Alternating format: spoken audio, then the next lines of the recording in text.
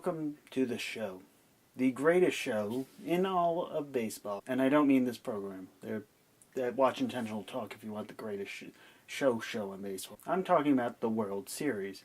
The Boston Red Sox against the Los Angeles Dodgers. Yeah, it's not the Milwaukee Brewers or the New York Yankees, the two teams from either leagues that I would have wanted in the World Series. But this is certainly a historic matchup.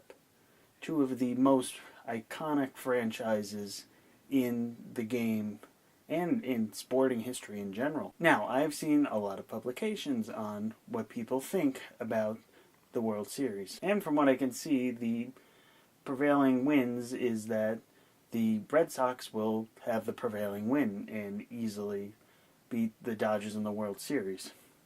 I'm not so sure. Yes, the Red Sox have the most wins in Major League Baseball this year. Yes, they have J.D. Martinez and Mookie Betts, two of the most prolific hitters in baseball this year. And yes, they have Chris Sale, who, once you get outside of a belly button ring infection, is pretty good. But here's what's not good for the Red Sox. That rotation behind Sale does not look as good when stacked up against the Dodgers. After Sale, you have David Price, who had one great start against the Astros, but faltered in a second start and against the Yankees, and has a history of postseason troubles when starting.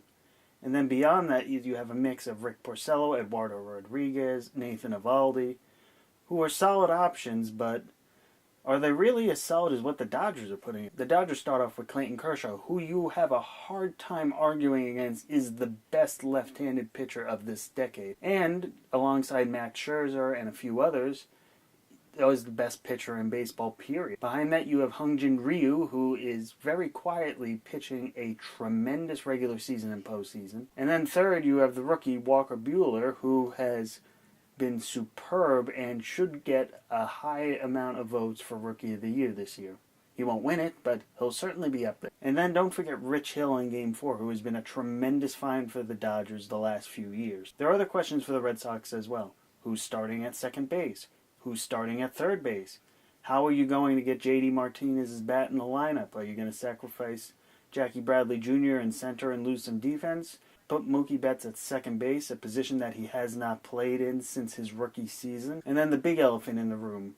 What's happening in the back of the bullpen? Craig Kimbrell says that he was tipping his pitches, but I would like to see what happens in the first time he comes out as a closing situation. That's not to say the Dodgers don't have their share of issues either. Kenley Jansen chief among them. When he's on, he's dominant, but with heart palpitations, you don't know if something's going to happen and seriously affect not only his pitching, but his health. Additionally, a lot of the Dodgers' wins have come from role players and diamonds in the rough. Enrique Hernandez, Max Muncy, a resurgent Matt Kemp. The Dodgers do have power from Manny Machado, Yasiel Puig, Cody Bellinger, but they're more of a hit-and-advance type. They're not a mashing type. So combine that with the state of pitching that they'll face, and you have an interesting matchup. But again, this is all speculation. My speculation, Dodgers are going to win in 6. Mainly because I don't want to pick the Red Sox. I'm a Yankee fan. I'm not going to pick the Red Sox. Joe, what do you think? Because when your episode comes out next week, the World Series might very well be over. Or it might be Game 6, or we might have to go to a Game 7. We'll see.